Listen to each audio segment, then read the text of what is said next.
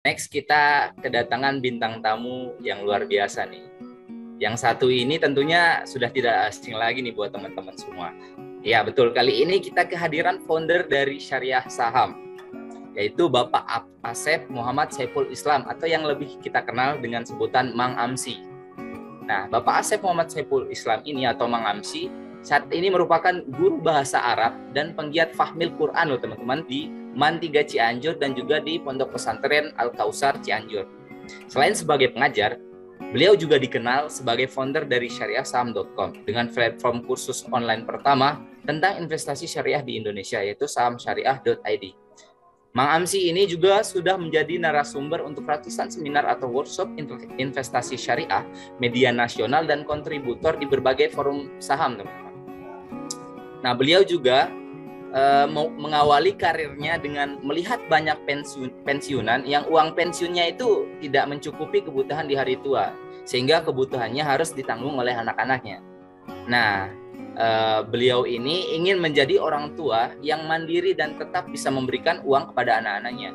Dari sinilah beliau belajar pasar modal reksadana. Dan kemudian Mang Amsi juga berinvestasi di saham syariah dan akhirnya mendapatkan dividen dari sana.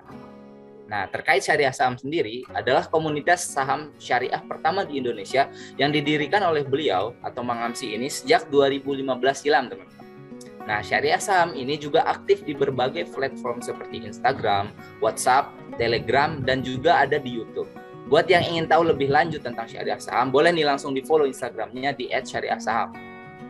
Oke, selanjutnya kita lanjut aja nih ke sesi yang ditunggu-tunggu teman-teman ya. Yaitu ada mini sesi Fatama saham syariah oleh Mang Amsi di sini ya teman-teman, udah kenal banget nih dengan Mang Amsi. Silakan untuk Mang Amsi menyampaikan materinya.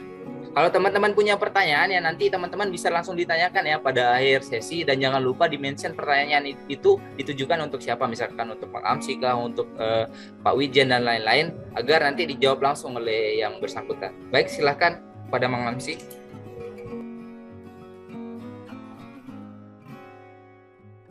Oke,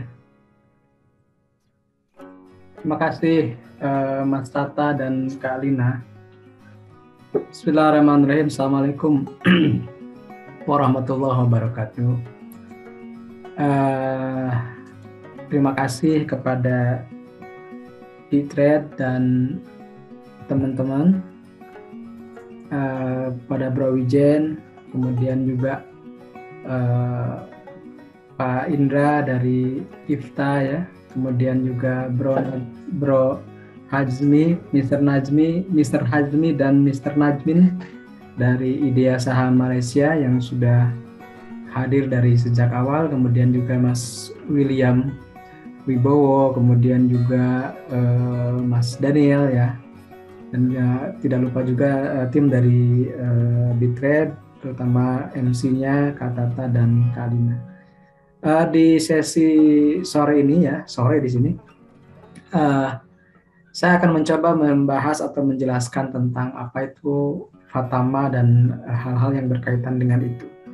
Jadi mohon izin saya share screen duluan. Sebentar.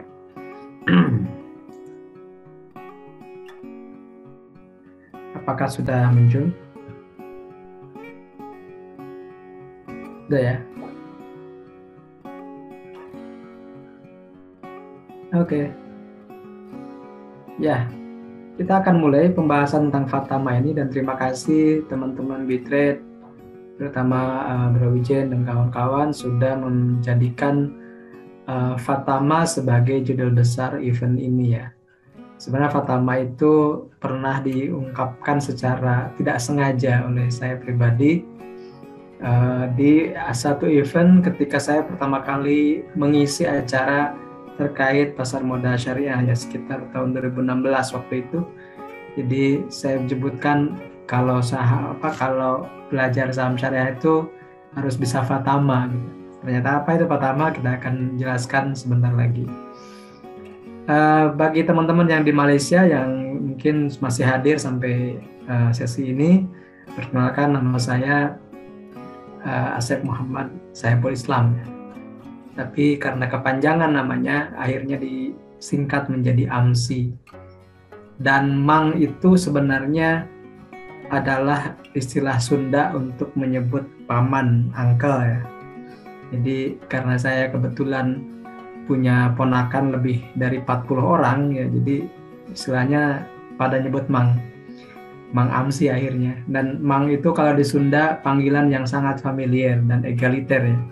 Dari mulai tukang bakso, dari mulai tukang soal sepatu, sampai pemilik pabrik sepatu, bahkan sampai pejabat itu biasa dipanggil mang. Jadi mang itu sangat panggilan yang bisa menjangkau semua kalangan, dan ketika dipanggil mang, semua titel apapun, semua jabatan apapun itu terasa hilang karena kita sama-sama ya orang biasa seperti itu ya. Teman-teman boleh follow Syariah Saham di Instagram @syariahsaham, kemudian juga @mang_amsi. Sehari-hari sebenarnya saya bukan seorang pelabur itu investor ya teman-teman. Saya sebagai guru sebenarnya, intinya sebagai guru. Dan di sini juga ada guru-guru saya ya, selain dari Bro Wijen dan teman-teman juga ada, saya lihat dari tadi ada guru saya di bidang fundamental, ada Mas Eros Purwita. Terima kasih sudah hadir. Ada juga Kang RP, Reza Priyambada, beliau itu analis senior juga, sudah malang melintang di Bursa Saham Indonesia ya. Bagi yang udah lama di pasar modal pasti mengenal beliau-beliau itu, gitu ya. Nah, jadi saya selalu tidak lupa dengan orang-orang yang sudah lama di bursa, karena itu juga menjadi wasilah saya bisa menjelaskan tentang saham syariah atau tentang pasar modal syariah. Mengenai mereka, melalui mereka lah saya bisa memahami banyak hal tentang saham.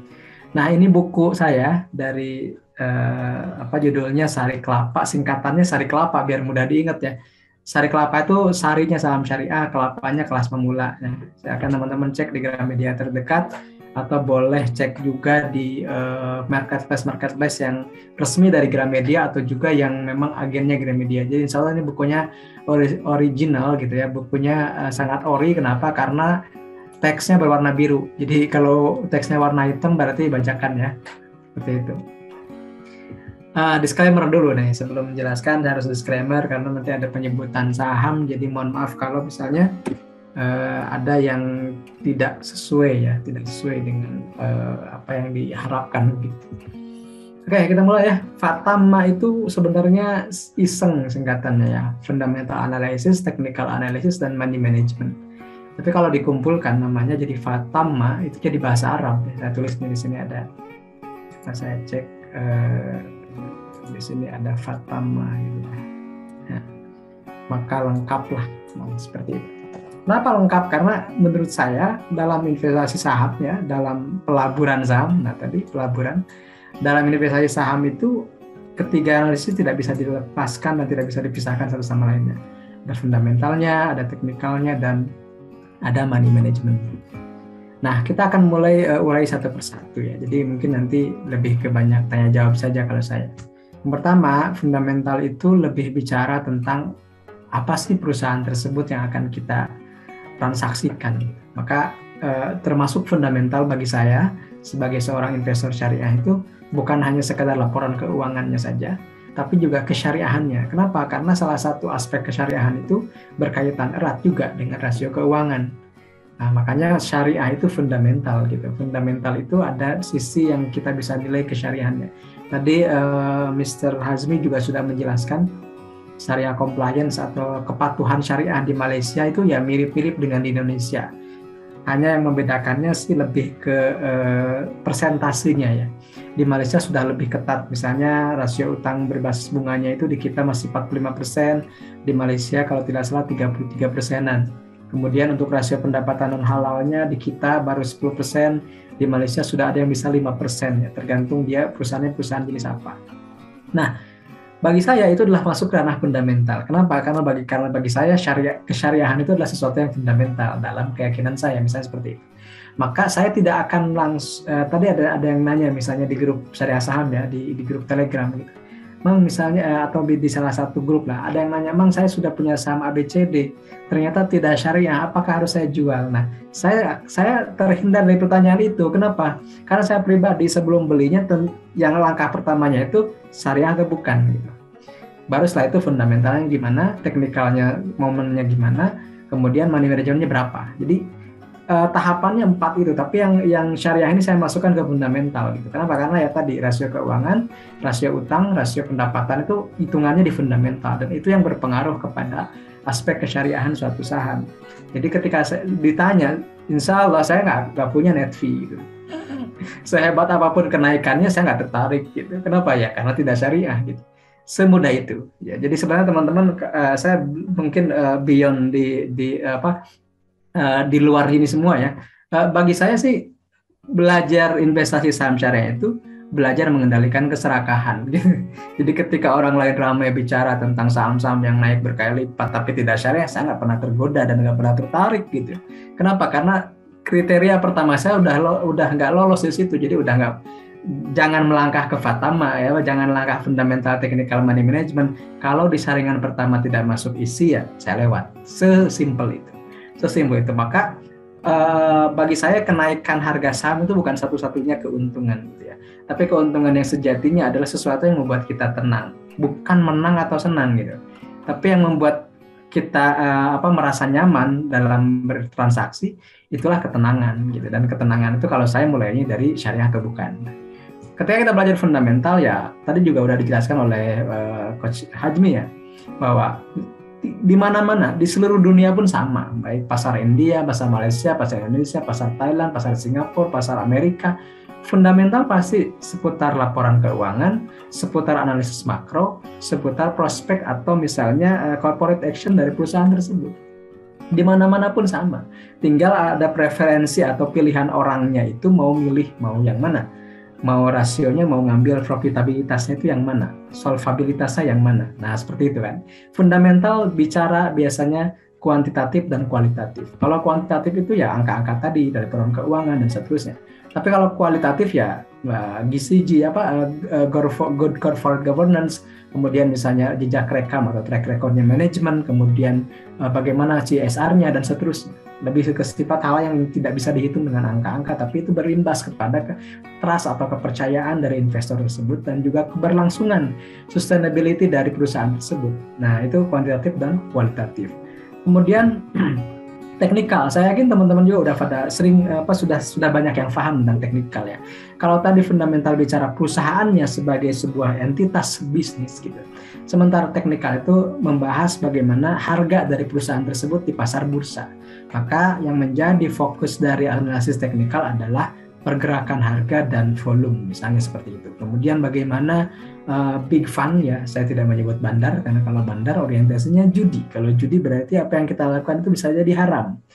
Itu menurut mazhab fikih yang saya anut seperti itu ya. Kenapa? Kalau kita memakan roti dan rotinya disebut ini adalah anjing gitu.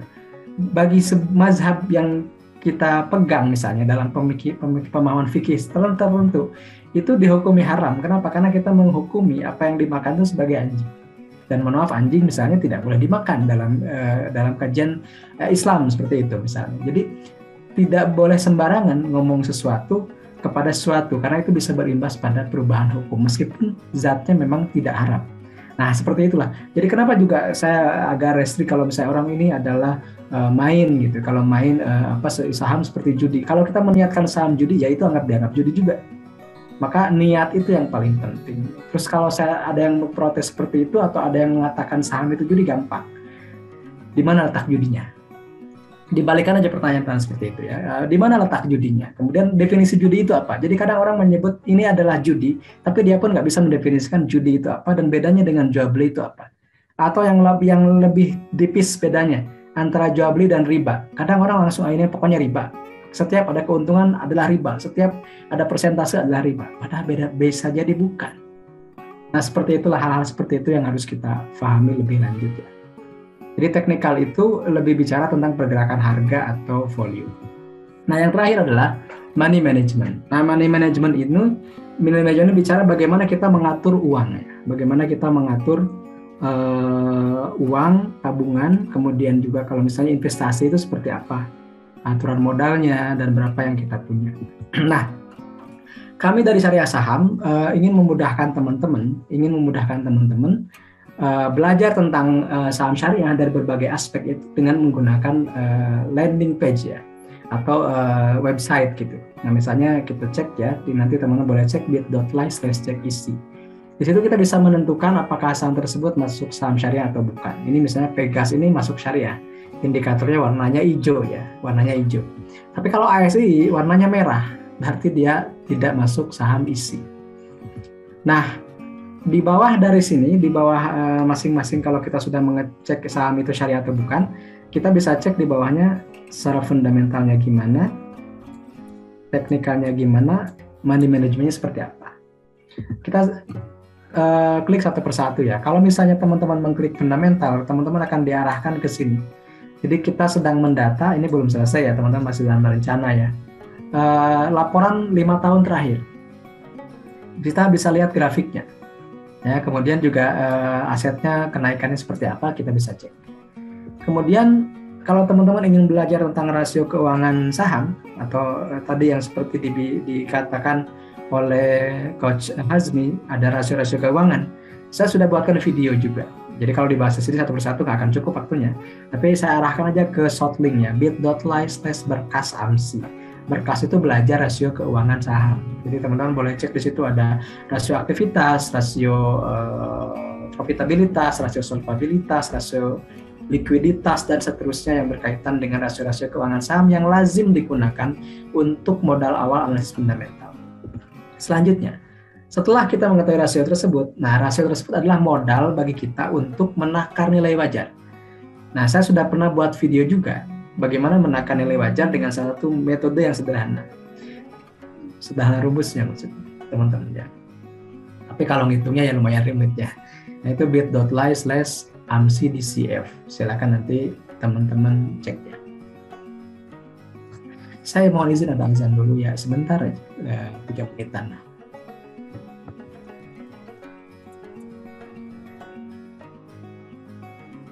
Oke, boleh kita tunggu azan sebentar ya teman-teman ya. Kita 2-3 menit lagi untuk masih melanjutkan materinya. Untuk teman-teman yang ingin bertanya juga untuk terkait materi-materi dari Mang Amsi atau dari Pak Wijen, Pak William atau dari Mr. Hazmi tadi, silakan bisa di kolom komentar atau di kolom chat dengan menyertakan ya untuk ditujukan kepada pembicara yang mana untuk pertanyaannya. Nanti karena di akhir sesi kita ada Q&A juga ya teman-teman.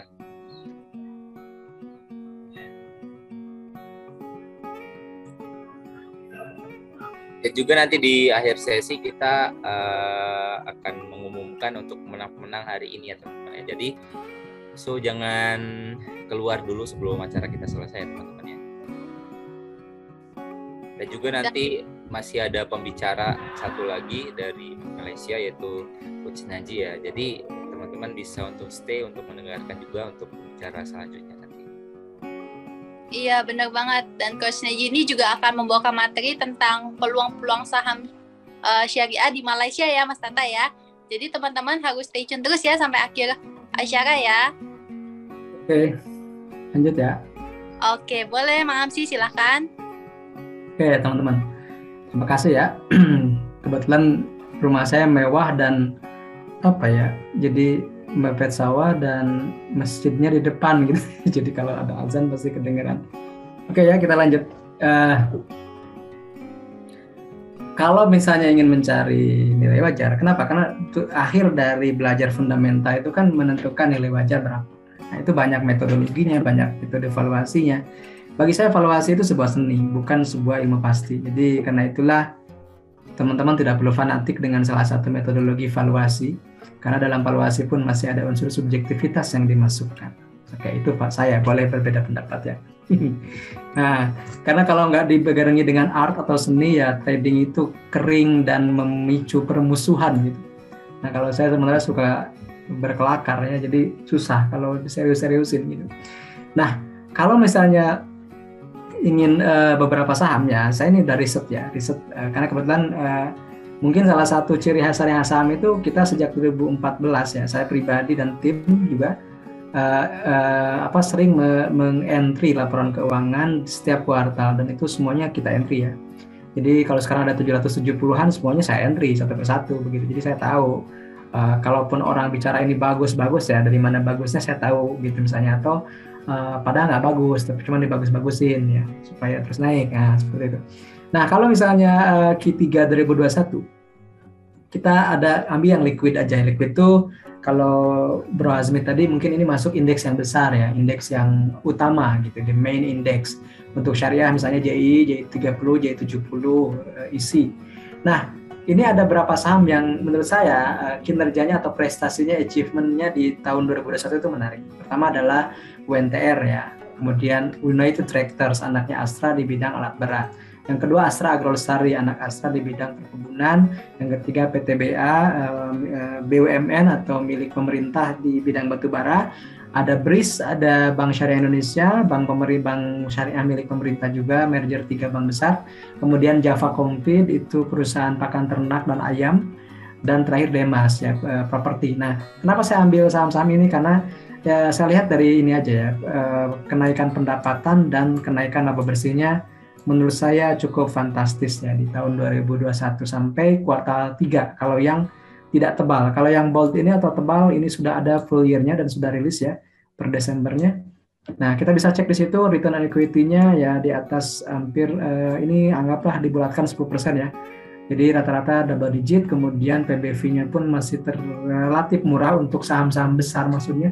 Kemudian PER-nya juga masih relatif masih dianggap murah. Tapi teman-teman boleh pastikan dulu nanti bagaimana kinerjanya ini dibandingkan dengan saham sejenis. Misalnya UNTR bandingkanlah dengan Hexa atau dengan KOBX gitu ya. Kalau Ali bandingkan dengan LSIP, SIMP, kemudian apalagi DSNG dan yang lainnya. Kalau PTBA bandingkan dengan Indika, Harum, kemudian kalau yang syariahnya Adaro, kemudian dan yang lainnya. Kemudian BRIS ini bandingkan BTPS, BANK dan PNBS. Java bandingkan dengan Main dan Cepin. Demas bandingkan dengan yang sejenis sama-sama kawasan industri, misalnya BES, MMLP dan Kija gitu. Kalau Demas dengan CTRA ya kurang cocok, atau Demas dengan BSD kurang cocok juga gitu ya. Cari sama-sama properti tapi propertinya di industrial estate. Nah, baru di situ kita dapatnya lebih fair ya penilaian dan valuasinya juga. Nah, ini teman-teman boleh lihat saja secara fundamental ini katakanlah bagus, maka saya selalu pisahkan mana saham bagus, mana saham naik. Jadi belum tentu yang, dan mungkin sangat seringnya gitu, apa yang dibahas secara fundamental Seninnya nggak langsung naik gitu, karena fundamental itu 3 bulan sekali di update-nya gitu ya, sesuai dengan laporan keuangan. Nah, kalau teknikal ini yang paling bisa kasat mata langsung dilihat. Jadi katakanlah BRIS tadi bagus tuh fundamentalnya. Gitu, bagusnya dalam artian ada pertumbuhan laba. Kalau dibandingkan dengan BTPS memang secara profitabilitas kalah. Tapi kalau BTPS dengan BRIS juga tidak bisa peer to peer. Kenapa? Karena secara modalnya juga beda gitu, ekuitasnya juga beda. Saya pernah meriset kalau BRIS itu satu tiernya ya, satu kelasnya itu katakanlah dengan BNI, kalau di konvensionalnya dengan Bank Mega, dengan Bank NISP gitu. Kalau dengan BTPS jauh, BTPS 6 triliun, BRIS itu 24-25 triliun, jadi 4 kali lipatnya BTPS, jadi kurang fair juga kalau dengan BTPS. Sesama syariahnya iya, tapi secara aset dan secara ekuitasnya sangat jomplang, jadi tidak bisa kita bandingkan sesuatu yang tidak sepadan gitu ya. Nah, kalau misalnya teknikalnya kita juga punya fasilitas dari TradingView bekerjasama dengan Syariah Saham, chat.syariahsaham.id. Nah, di sini kita bisa lihat adalah saham BSI ya atau BRIS. Saya udah ngobrolin dari minggu kemarin karena kebetulan saya diwawancara di salah satu jurnalis, ternyata si beritanya itu di-share di mana-mana, padahal itu ada kekeliruan dalam nilai wajar karena saya agak kurang sehat waktu itu, jadi lihat data seadanya. Wah, ternyata salah ya, nggak apa-apa lah. Saya ralat di berita berikutnya. Yang saya ingin garis bawahi ketika ngomongin teknikal, misalnya waktu saya cerita begini, kalau BRIS ini juga mungkin bisa dikaji dulu dengan Elliott Wave ya. Kalau saya dari yang mudah aja, saya pakai emas ya. Emas itu EMA banyak gitu. EMA, S. Emas itu kan EMA. Nah, emas itu jamak dari EMA gitu ya.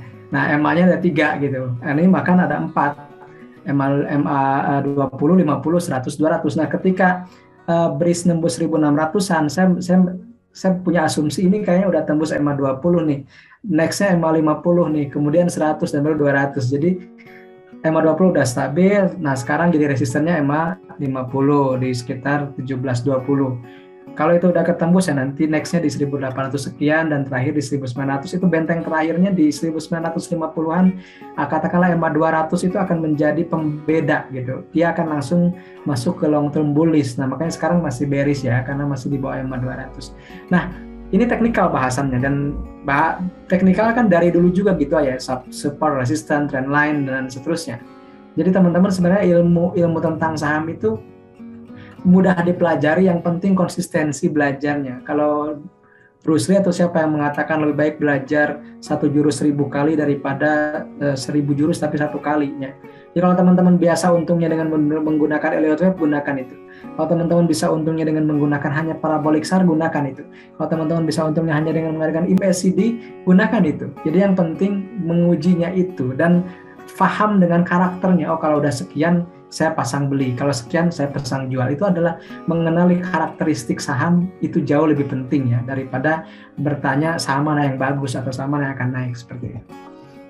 Oke, nah terakhir adalah money management. Ini juga yang sering dilupakan oleh para trader atau para investor.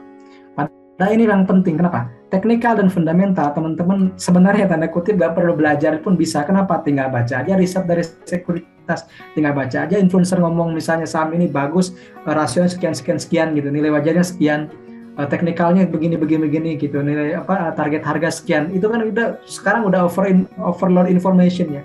Sudah banyak sekali para influencer, kemudian para analis sudah memberikan target-target harga dari beberapa saham. Pertanyaannya, itu tidak akan berpengaruh kepada ekuitas dan modal kita kalau tidak pernah dipraktekkan. Dan yang kedua, yang berpengaruh kepada ekuitas kita bukan sahamnya, tapi money managementnya. Karena sahamnya bisa aja sama, saya dengan Mas Wijen sahamnya sama-sama, misalnya sama-sama beli BRIS, tapi risikonya bisa berbeda. 1% saya misalnya 1 juta, 1%-nya Mas Wijen itu 1 miliar, kan bisa beda.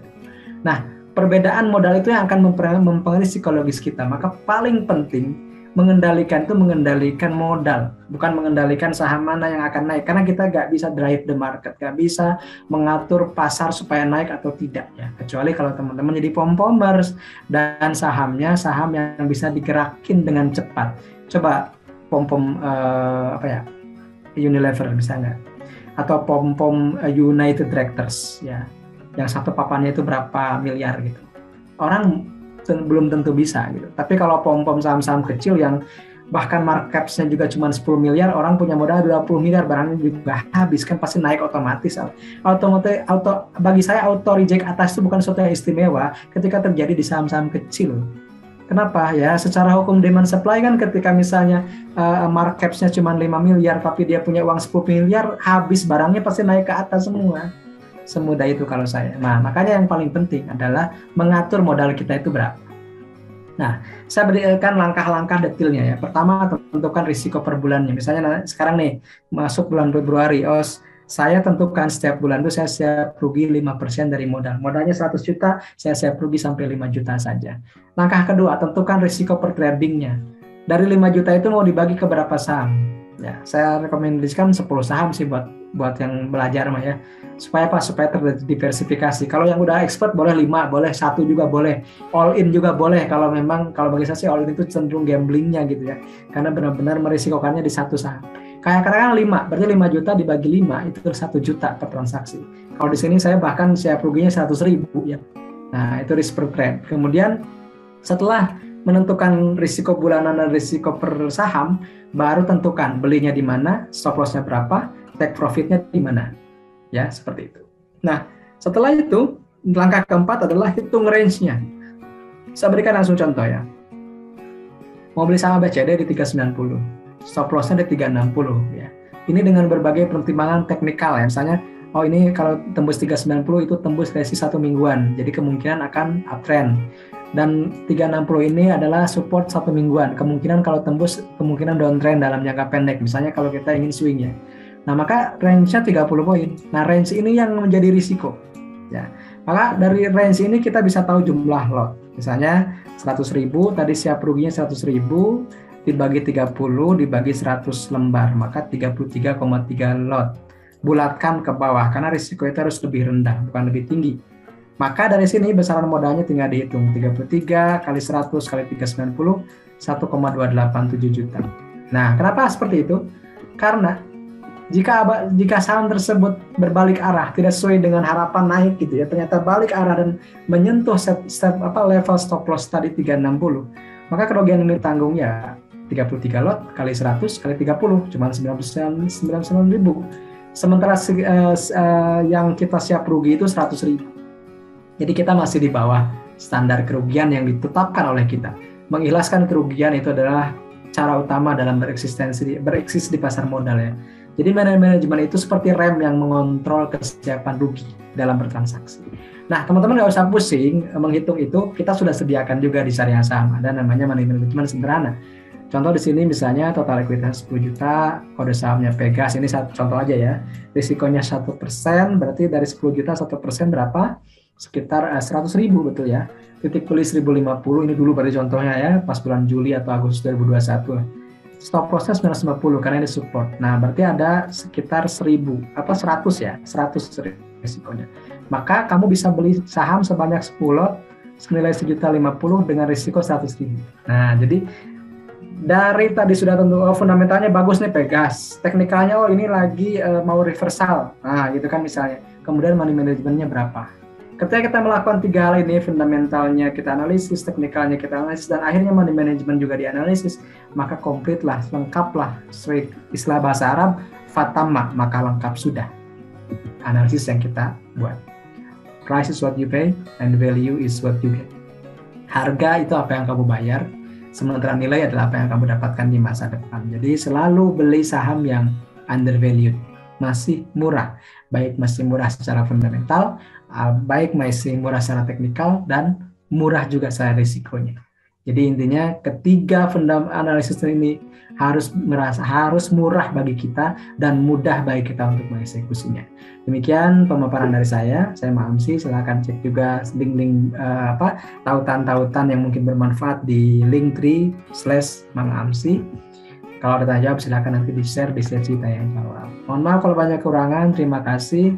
Salam sukses berkah buat semua. Saya Ma'amsi dari Syariah Saham. Assalamualaikum warahmatullahi wabarakatuh.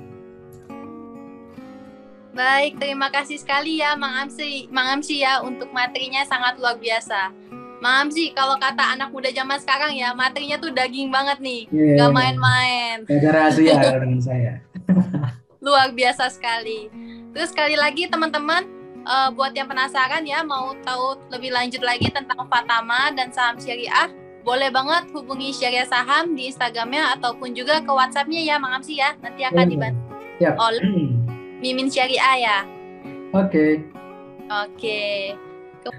Oke, ada nih pertanyaan untuk Mang Amsi nih. Siap-siap nih Mang Amsi nih. Ada yang mau nanya nih kayaknya nih. Sebelumnya Mang Amsi sudah ada atau masih? Oke, ada. Oke.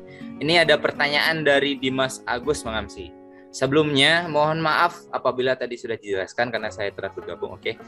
Pertama, kenapa saham syariah masih diperbolehkan mengandung hutang berbasis riba? Itu satu.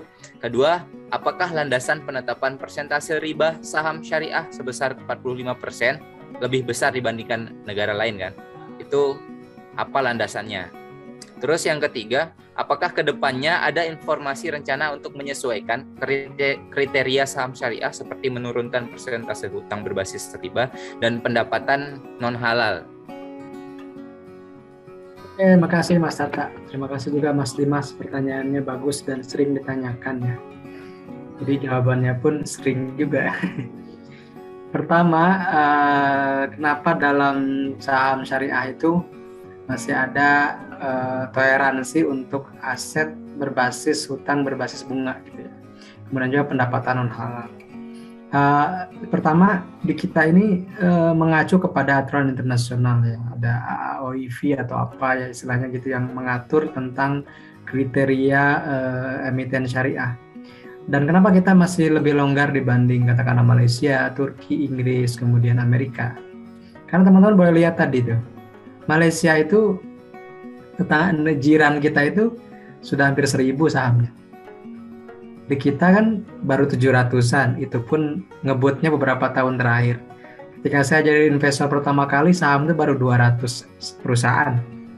Kalau dikurangi dengan yang delisting mungkin tinggal 100 berapa lah gitu ya. Itu dulu gitu ya.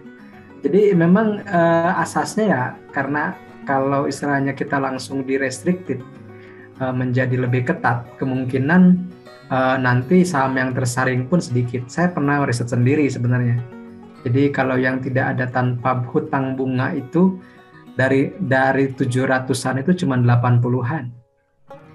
83 lah, saya terakhir riset saya 83. Kalau misalnya yang liquidnya cuma 14. Kalau yang benar-benar murni syariah cuma 5 gitu ya. Kalau untuk pilihan pribadi it's okay Mas, nggak masalah ya. Karena saya buatkan konten itu ya buat teman-teman yang merestriksikan dirinya gitu. Kalau benar-benar pingin restricted, pingin sangat ketat, saya buat kontennya juga.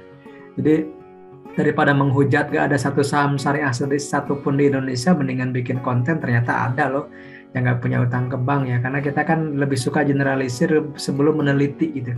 Padahal kalau diteliti ya memang ada. Jadi unsur literasi pun harus kita tingkatkan. Kemudian kenapa tidak seketat negara lain ya tadi? Kita masih dalam proses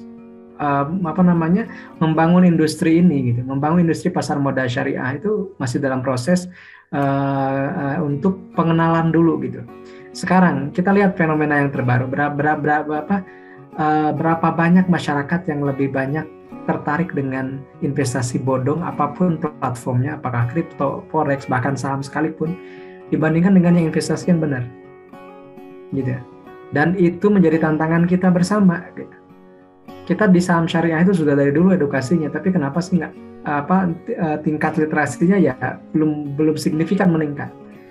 Karena kita lebih mudah menyalahkan, misalnya mencap satu itu menjadi judi atau haram tanpa mempelajari dulu. Nah, kembali ke tadi, kita masih dalam tahap belum bisa memperketat itu karena alasan ini ngebangun industri dulu. Kalau misalnya nanti sudah banyak sahamnya, kita bisa perketat. Kalau seperti Malaysia sudah hampir 1.000 ya kita bisa perketat. Malaysia pun itu belum bisa ketat 0%. Tetap ada toleransi 33% utang berbasis bunga, 5% pendapatan non halal. Nah, Indonesia pun akan seperti itu ketika perusahaannya sudah banyak gitu. Jadi screeningnya akan lebih diperketat. Karena apa? Kalau misalnya terlalu sedikit, bagaimana dengan manajer investasi? Misalnya yang ingin menanamkan di instrumen syariah, tapi saham syariahnya terbatas. Nah, itu kan jadi berpengaruh kepada kapitalisasi nantinya. Jadi intinya pada dasarnya pihak regulator OJK itu menyediakan pilihan-pilihan instrumen yang syariah menurut fatwa nomor 135 dan fatwa nomor 80 MUI DSN MUI gitu. Nah, untuk memperketat aturannya sendiri, silakan teman-teman buat sendiri gitu. Dan dari yang sudah dinyatakan syariah oleh MUI itu disaring lagi. Dan di syariah saham itu sudah biasa kita membuat saringan sendiri ya, yang lebih hati-hati begitu. Itu tidak masalah. Tapi untuk keumuman, untuk industri ya kita masih menggunakan 45% itu. Dan dari mana angka itu muncul? Itu hasil ijma ulama dan tercantum di fatwanya itu sendiri berdasarkan asas al-ghalabah, kemudian al-kasroh wal qillah, kemudian saya lupa istilahnya, lupa lagi saya. Asli di kita itu belum bisa menerapkan sampai 0% karena memang kondisinya belum memungkinkan seperti itu. Kedepannya bisa. Kalau misalnya sudah bisa, kita perketat lagi aturan. Mungkin seperti itu, Mas Tata.